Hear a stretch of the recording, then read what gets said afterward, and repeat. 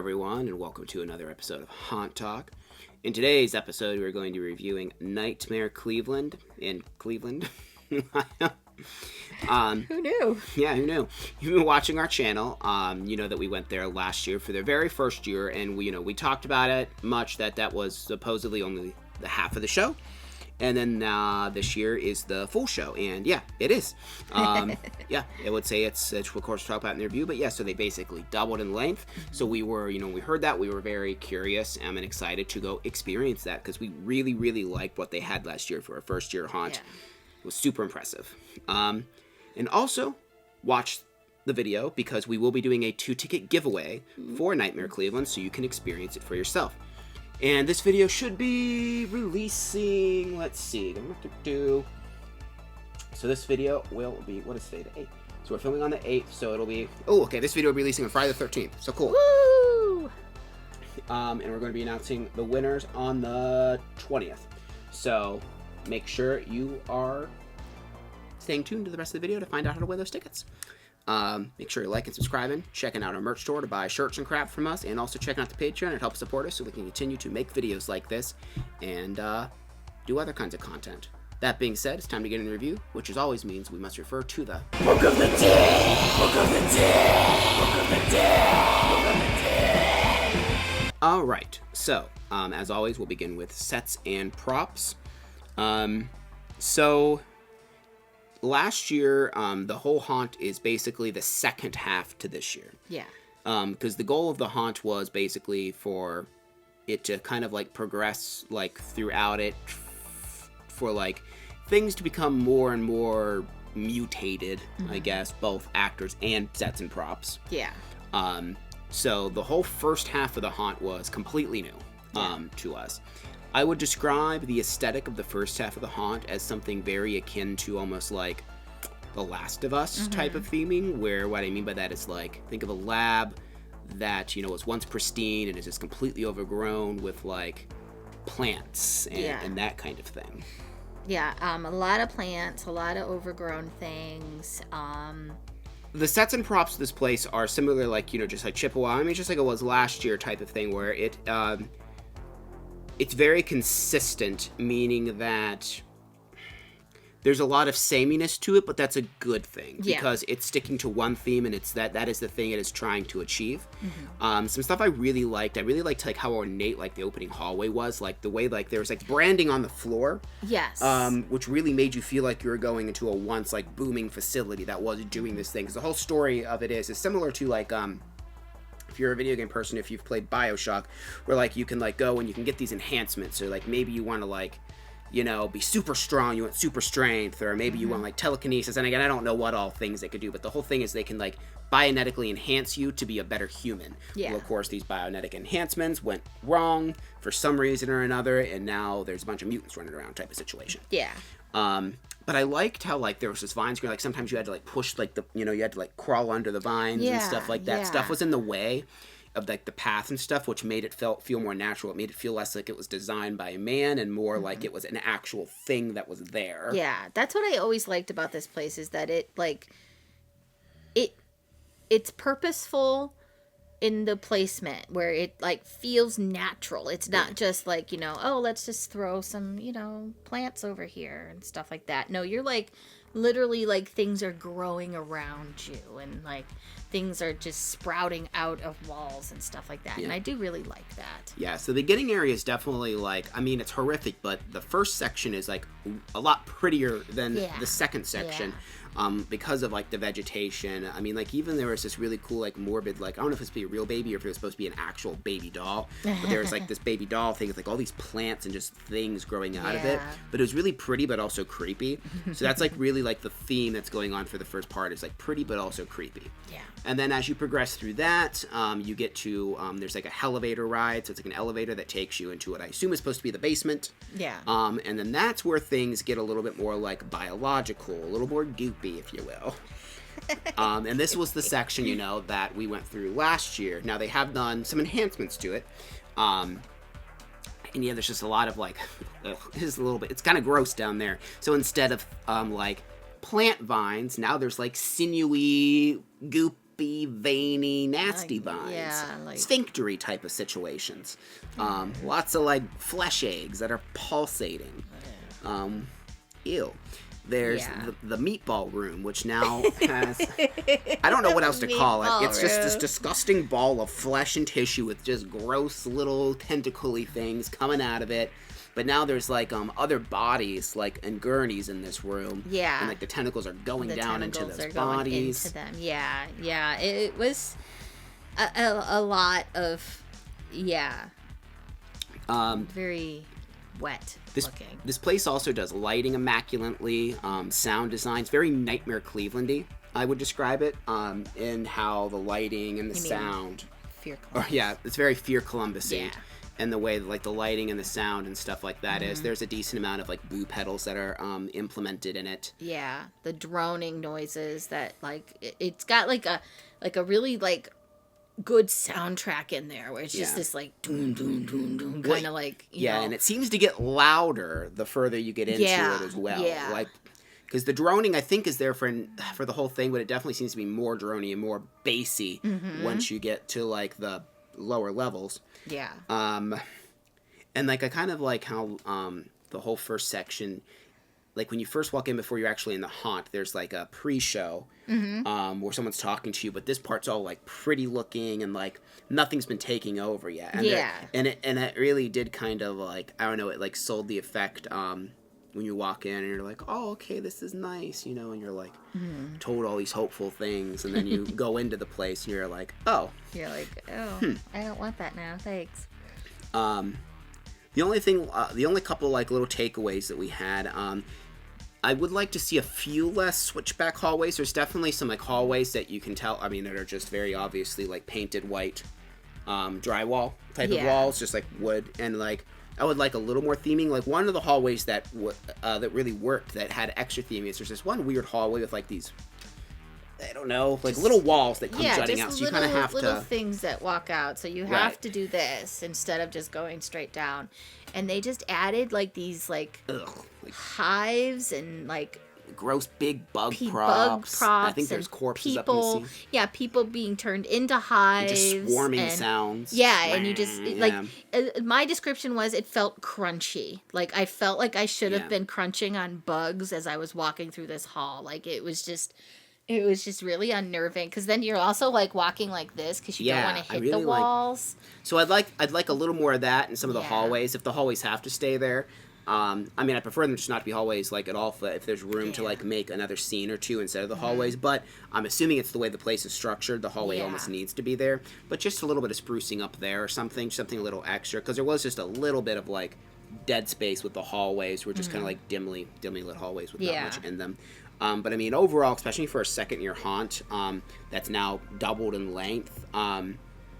It's really, really cool looking, somewhat pretty, somewhat disgusting. And I just think that any haunt enthusiast that, you know, wants to see like a really beautiful haunt, like if you are a fan of like Fear Columbus and that kind of thing, I think this is going to be right up your alley. Yeah.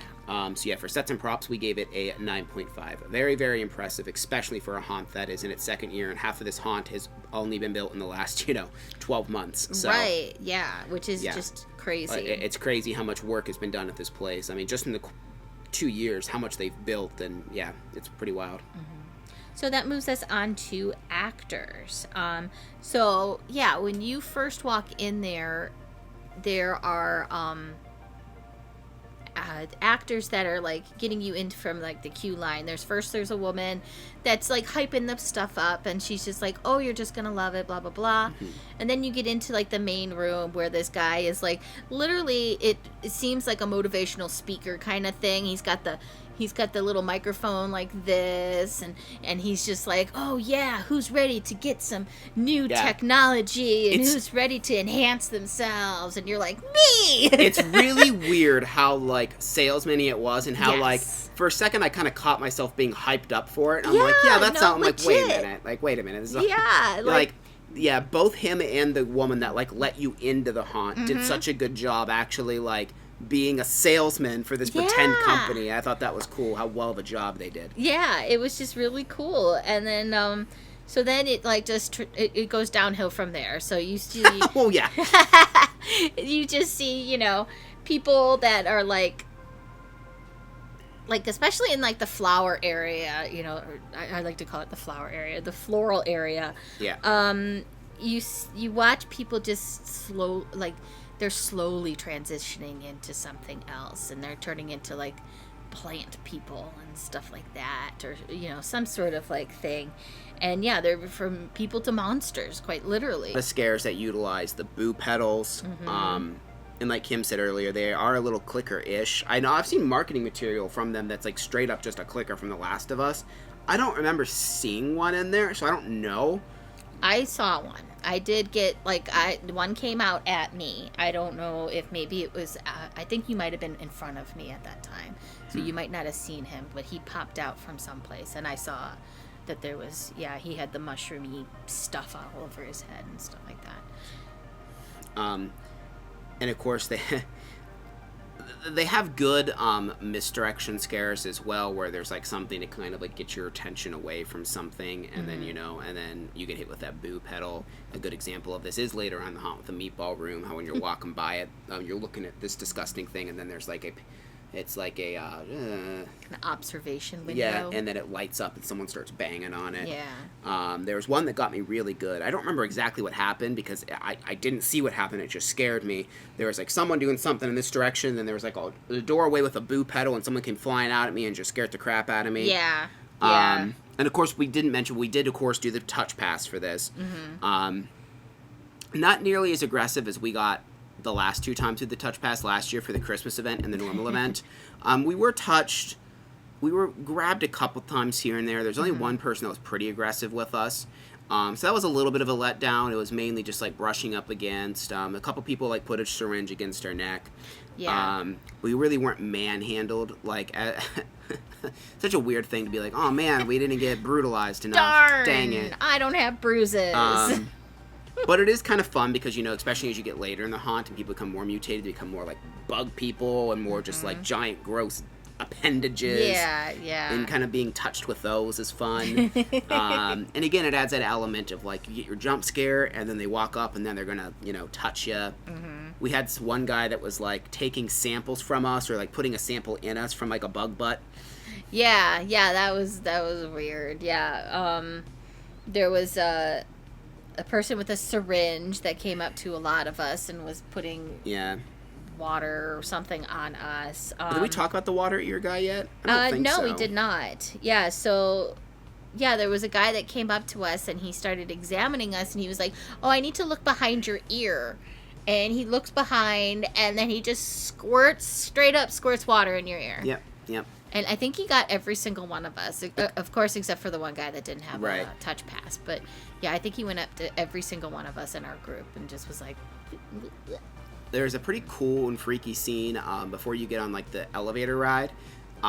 There's like one of like the robot guys and he like examines you, but the lights just are slowly fading in and out. So it's really creepy actually watching him examine people because he has like latex gloves on. He like, put your chin up and then he'll like touch your ear and just kind of like touch it around your face and like watching him do it to the person in front of you since the light's like turning off and on. So he's just like in different spots each time. Their head's in different spots each time. So it's just this cool creepy effect. Yeah, there was a woman that did, she made us all pet her egg. She had one of those gross little fleshy eggs and she made us all pet it before we could leave her room. That was fun. Yeah, she was very aggressive. She's like, "Pet the egg!"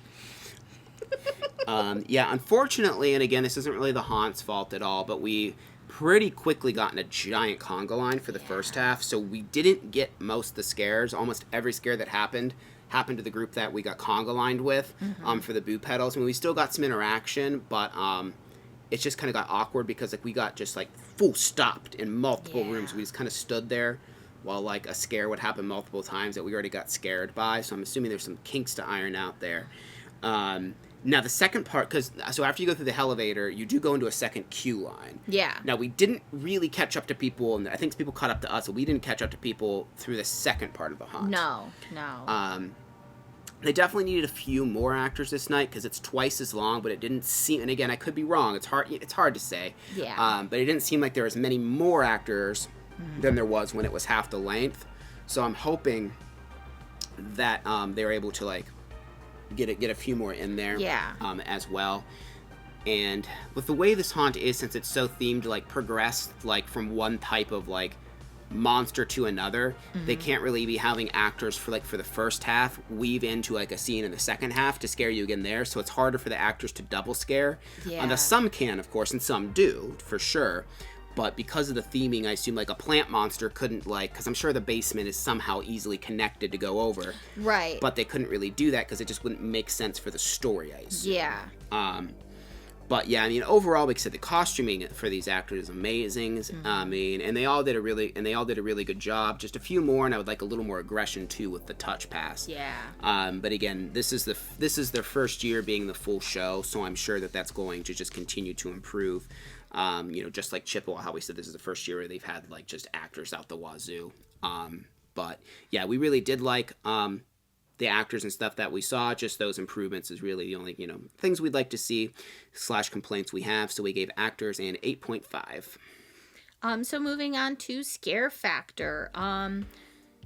Again, very anxiety inducing. Like, just with the droning music, the loud, like, booming bass. It just really, like, put you have your guard up, and you're just like, something's gonna happen. And the lighting too, just like the way there's so many spots where, like, the lighting's just fading in and out. I don't know. It's just it's really creepy. Yeah, and, like, a lot in your face where you're just like, you're just kind of like trying to walk, and you're like, get away! Like, the light is just right there. Yeah. Of course, they do have the boo pedals, so that is very effective because they do have it where, like he said before, the misdirection is very good, where they'll do something over there and, hit the boo pedal and get you from another area because you're distracted. Very gory. Oh, yeah, especially the second half. The first half, not as gory. Yeah. I mean, it's still messed up because but I mean the second half is gross. Yeah. I mean there's a room where there's just like a pile of like body goop that you have to walk around, and there's this blood smeared throughout, like that's something else. Like, the floors look like they're going to be wet and sticky. Obviously they're not, but it looks like you're like, ooh, I don't want to step on that. I'm going to slip in this fresh blood because it looks fresh and it's gross. I find myself stepping over it. Yeah, I mean I'm pretty much sure like everyone does, even though you're like, yeah. And one thing that I forgot to mention in sets and props is, and like in the very last scene, they have like these, like, I don't know, they're kind of like the eggs, but they were so gross. They were just these flesh pods that were just slowly throbbing. They were really nasty. And really cool, but ew. Yeah. So for, again, the touch pass was good, but it needs to be more. It just a little bit more. And I think it's because of like the conga line and everything that got backed up. I think it got hard for the actors to really do what they needed to do, especially for their first half. But yeah, I think that it could be a little more intense, but still I think for like your average like person, like, I think, again, you can take the touch pass off, it's not, but you should do the touch pass. I think it's the correct way to do both this haunt and Chippewa Lake Slaughterhouse. Again, if it's too much, it's $10 you wasted if it being too much for you, but you won't know if you like it. Again, they're not going to hurt you, they're not going to shock you, they're not going to force feed you, they're just going to touch you and just rough you up a little bit, but in a fun way, not like they're going to hurt you type of way. Kim didn't leave with any bruises, and she looks at someone wrong and she gets a bruise, so you'll be okay. Sure. So yeah, for scare factor, we did give them a 9. And yeah, I guess now, before we get into value and the overall score, we will do our little giveaway. So again, how the giveaway is going to work here is, what we've been doing, if we've been asking on some of the videos, our fun little Halloween questions. So we're going to ask a little Halloween question, and all you got to do is you just need to comment on the video with the answer to the Halloween question, and then also say that you want to win the tickets, just so we know that you are able to go. Don't enter if you're not able to go to it. It's in Cleveland, so if for some reason you're watching this video and you're not going to be able to make it, don't do that. And again, we will be announcing the winner on the 20th, so that'll give you that weekend to go and the next weekend to go. And I think they're open. I don't know if they're open in November, but it'll give you at least basically 2 weekends to be able to redeem that. So make sure you have notifications on as well. And they are open on Thursdays. Oh, yes, and they are open on Thursdays as well. Yeah. Which is cool. So they're open Thursday, Friday, Saturday, Sunday. So plenty of days to go for that. And of course, you have to be subscribed to the channel to win. If you comment you're not subscribed, then you're not going to win. It'll go to the next person, and it's going to be randomly generated. And I'll just comment on there saying you've won, and then you'll be able to just message us on Facebook. Is going to be the best way, and then I'll be able to basically tell you how to redeem those tickets. But yeah, go ahead and ask the question, Kim. All right. So instead of candy, what did Charlie Brown get while trick-or-treating? Okay. I feel like that's a fairly easy one. You should know that. Yeah. Although if they're not easy, you'll just Google it anyways. But just think it's a little fun. No Googling allowed. No Googling allowed. Like I can like look in your house and see you not Googling. And again, make sure you're looking for the notifications for that. I might even... Yeah, because basically, if you don't respond to it like in the first couple hours or something like that, I'll probably have to like move to the next person. So yeah, just make sure you're looking out for that. But that's being said, let's go ahead and move on to value. So it's $30 for general admission. Doesn't seem like it changes for the day. $10 to add on the touch pass. We were in the haunt for 32 minutes. Now, 6 minutes of that was the midline queue. Yeah. So about 26 minutes for the haunt, which is really weird because that's exactly how long Chippewa took us. Yeah. It was 26 minutes. So, like, they're pretty much identical in length. I could see it taking possibly a little bit longer or a little bit shorter, depending if you run through it. But we walked through it just a pretty steady pace. Yeah. Yeah. So, for value, we gave it a 9. It's a really quality haunt. It's a little on the expensive side, especially if you're doing touch pass, since it's $40 per person. But again, it's worth that extra $10. You just pay it. Like I said, it's worth it.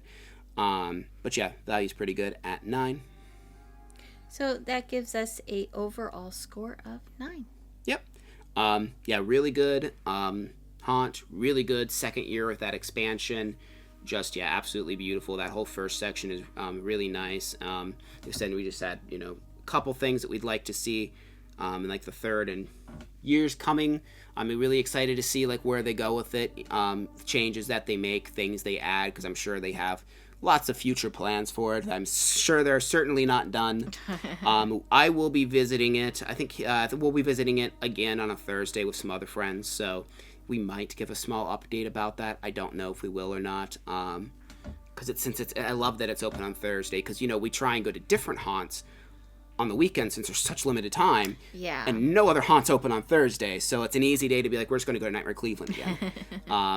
But yeah, have you been there? What did you think about it? Let us know. Make sure you enter that giveaway and check those your notifications or whatever or just come back to the video to make sure that you don't miss when we say that. I'll probably be announcing the winners like in the morning on Friday, like probably like by 10 or 11 a.m. I'll like comment like you won or whatever. So just look out for that. Like and subscribe. Make sure you're ringing that notification bell so you don't miss any upcoming videos. Thank you very much for watching. Bye.